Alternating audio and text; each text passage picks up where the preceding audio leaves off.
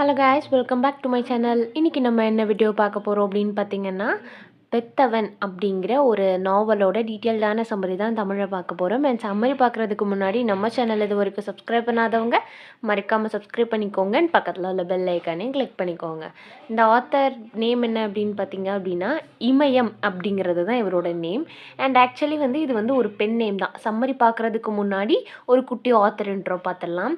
And இவரோட original name பார்த்தீங்க அப்படின்னா வி அண்ணாமலை. இவர் தமிழ் நாவலிஸ்ட், அதாவது தமிழ்நாட்டில் சென்னையில் இருக்கிற ஒரு நாவலிஸ்ட். நான் லிட்ரேச்சர் படித்ததுலேயே நான் படிக்கிறப்போ நான் கேள்விப்பட்ட ஒரே ஒரு தமிழ் ஒர்க், அதாவது தமிழ் பெயர் அப்படின்னு கேட்டிங்க அப்படின்னா இதுதான். அண்ட் பார்த்திங்க அப்படின்னா இவர் 8 நாவல் அண்ட் ஷார்ட் ஸ்டோரி எழுதியிருக்கிறாரு. அது மட்டும் இல்லாமல் பார்த்திங்க அப்படின்னா சாகித்ய அகாடமி அவார்ட் வாங்கியிருக்காரு. எதுக்கு அப்படின்னா செல்லாத பணம் இன் 2020 ஒரு நாவலுக்காக வாங்கியிருக்கிறாரு.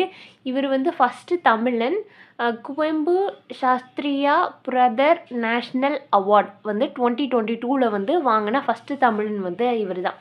நம்மளோட சீஃப் மினிஸ்டர் எம்கே ஸ்டாலின் இவரை ப்ரோஆக்டிவ் ரைட்டர் இன் திராவிடியன் மூமெண்ட் அப்படின்னும் சொல்கிறாங்க.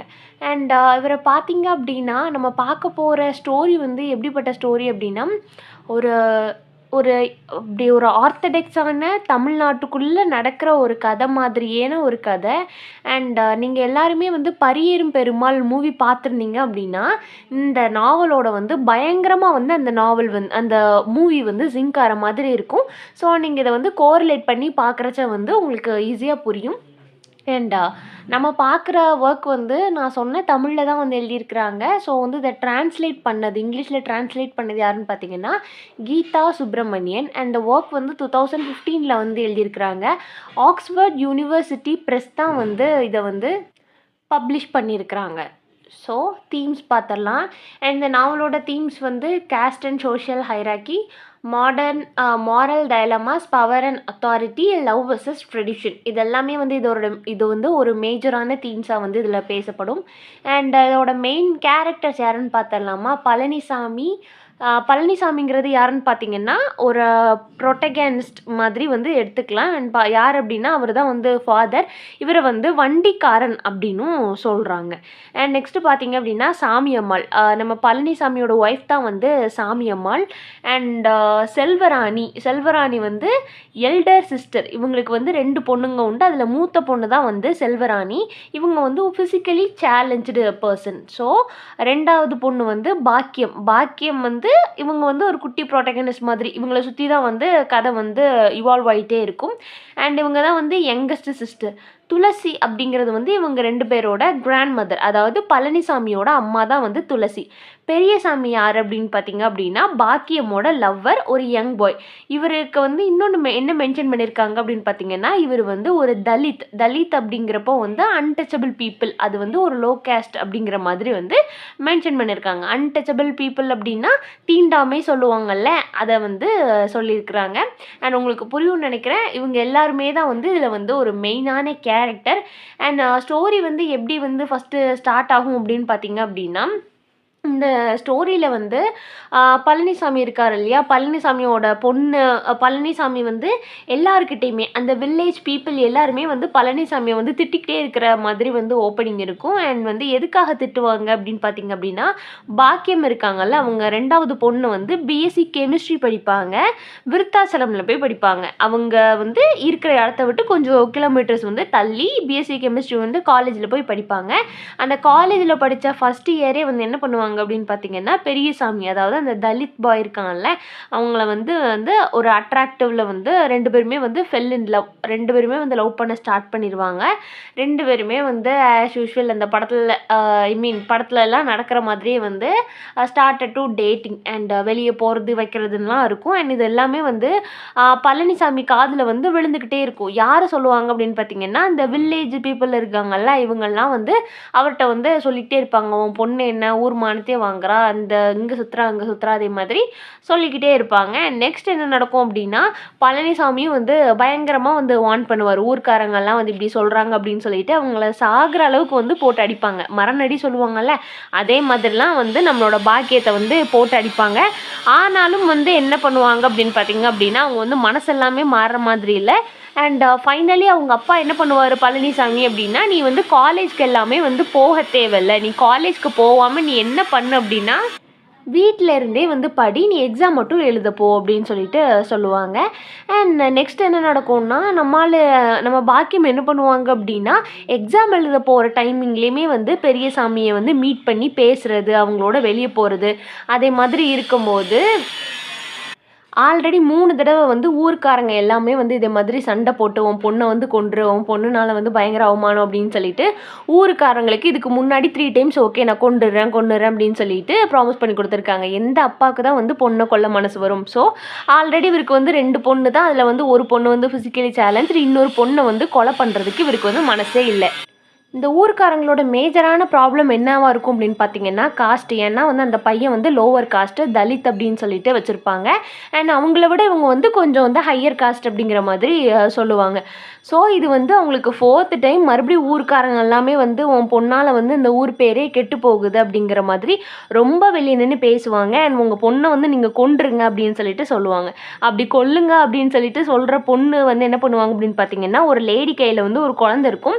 அந்த குழந்தையோட வந்து சீனியம்மாள், அதாவது அந்த நம்மளோட பாக்கியம் இருக்காங்கல்ல, அவங்களோட அம்மா பழனிசாமியோட ஒய்ஃபான சீனியம்மாள்கிட்ட வந்து சொல்லுவாங்க, நீங்கள் வந்து உங்கள் பொண்ணெல்லாம் கொன்றுங்க அதே மாதிரி சொல்லுவாங்க. அது மட்டும் இல்லாமல் அங்கே உள்ள பொலிட்டீஷியன்ஸ் எல்லாம் இருப்பாங்கள்ல, அந்த பஞ்சாயத்து தலைவர் அப்புறம் அந்த பொலிட்டீஷியன்ஸ் எல்லாமே நீங்கள் வந்து எதுக்கு உங்கள் பொண்ணு வந்து இப்படி லோ காஸ்ட் பையனோட வந்து இப்படி வந்து அவள் ஊர் சுற்றிட்டு இருக்கா, இதெல்லாம் வந்து நல்லதுக்கு இல்லை, உங்களால் வந்து ஊர் மானம் போகுது அப்படிங்கிற மாதிரி எல்லாருமே வந்து பயங்கரமாக பேசுவாங்க.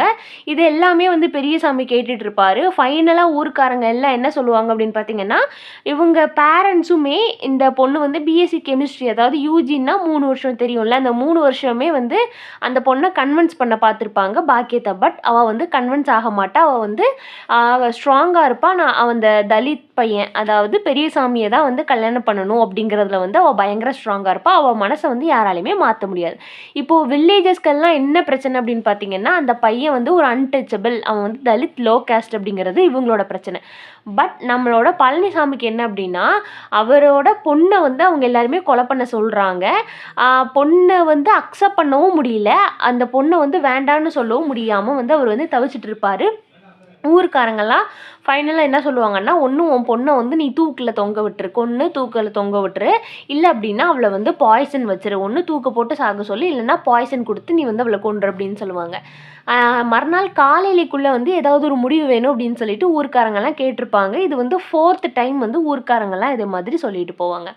அண்ட் நான் சொல்ல எல்லாமே நோட்ஸ் எடுத்து வச்சுக்கோங்க. நீங்கள் குட்டி குட்டி ஹிண்ட்ஸ் மாதிரி எடுத்து வச்சுக்கிட்டிங்கன்னா கூட எக்ஸாமுக்கு முன்னாடி உங்களுக்கு யூஸ்ஃபுல்லாக இருக்கும். அண்ட் அதில் துளசி அவங்க கிராண்ட் மதர் இருக்காங்கல்ல, அவங்க வந்து கேட்பாங்க, உனக்கே 2 பொண்ணு தான், அந்த பொண்ணில் வந்து ஒரு பொண்ணு வந்து ஃபிசிக்கலி சேலஞ்ச், இன்னொரு பொண்ணு தான் வந்து நல்லா இருக்கு, அந்த பொண்ணையும் நீ கொல்ல போறியா? இவங்க ஊர்க்காரங்க பேச்செல்லாம் கேட்டு நீ பெத்த பிள்ளையை வந்து நீ கொல்ல போறியா அப்படின்னு சொல்லி கேட்கும்போது அவர் வந்து எந்த பதிலுமே சொல்லாமல் என்ன பண்ணுவார் அப்படின்னு பார்த்தீங்கன்னா, வீடே வந்து பயங்கர அமைதியாக இருக்கும். நாளைக்கு காலையிலேக்குள்ளே வந்து அவங்க முடிவு கேட்டிருப்பாங்க. ஒன்று உன் பொண்ணை வந்து நீ வந்து கொலை பண்ணணும், இல்லை அப்படின்னா தூக்கில் தொங்க விட்டு கொலை பண்ணணும், இல்லை பாய்சன் வச்சு கொலை பண்ணணும். ஏன்னா 3 வருஷமாகவே அந்த பொண்ணு வந்து மனசு மாறல, ஸோ இதுதான் முடிவு அப்படிங்கிற மாதிரி ஊர்க்காரங்களே டிசைட் பண்ணி வந்து ஒன்று சொல்லியிருப்பாங்க. நம்மளோட பழனிசாமிக்கு வந்து அந்த மனசே இருக்காது, பெத்த பிள்ளையை வந்து கொல்றதுக்கு வந்து அவருக்கு சுத்தமாக மனசு இருக்காது. ஸோ பாக்கியம் வந்து என்ன பண்ணுவாங்க அப்படின்னு பார்த்தீங்கன்னா, நம்மளோட பழனிசாமிக்கு வந்து கால் பண்ணி இன்ஃபார்ம் பண்ணி வர சொல்லுவாங்க. அந்த ஊர் பஸ் ஸ்டாண்டுக்கு வந்து வர சொல்லி என்ன பண்ணுவாங்க, இவங்களோட சர்டிஃபிகேட்ஸ் தேவையான திங்ஸ் எல்லாமே எடுத்துகிட்டு நம்மளோட பழனிசாமியே வந்து பாக்கியத்தை கொண்டு வந்து நம்மளோட பெரியசாமி கூட வந்து சேர்த்து வச்சுருவாங்க. அண்ட் 2 பேருமே பஸ் ஸ்டாண்டில் வெயிட் பண்ணிகிட்டு இருப்பாங்க. தூரத்துலேருந்து பழனிசாமி வருவார். வந்த உடனே பாக்கியத்தையும் பழனிசாமியையும் வந்து பாக்கியத்தையும் பெரியசாமியையும் நம்மளோட பழனிசாமி அதாவது தன்னோட பொண்ணையே வந்து தன்னோட அப்பா வந்து என்ன பண்ணுவார் அப்படின்னா அந்த பையன் கூட வந்து அனுப்பி வச்சிருவாரு பெரியசாமி கூட. அண்ட் அனுப்பி வச்சுட்டு என்ன பண்ணுவாங்க அப்படின்னா அந்த ஊர்க்காரங்கெல்லாம் வந்து கூடி பேசுவாங்கல்ல, அந்த இடத்துல போயிட்டு ஒரு மரத்தில் வந்து நம்மளோட பழனிசாமி வந்து தூக்கு போட்டு தொங்கிடுறாரு. அண்ட் ஆக்சுவலி வந்து அவர் வந்து வண்டி இழுக்கிறவர் அப்படிங்கிறதுனால அவர் வண்டிக்காரன்னு கூப்பிடுவாங்கல்ல. மறுநாள் காலையில் வந்து என்ன நடக்கும் அப்படின்னா ஊர்க்காரங்களுக்கு எல்லாமே தெரிய வரும்ல. எல்லாரும் என்ன பேசிக்கிறாங்க அப்படின்னா அவரை கொல்றதுக்கு பதில் தன்னைத்தானே அந்த பொண்ணை கொல்றதுக்கு பதில் தன்னைத்தானே வந்து கொண்டுக்கிட்டாரு.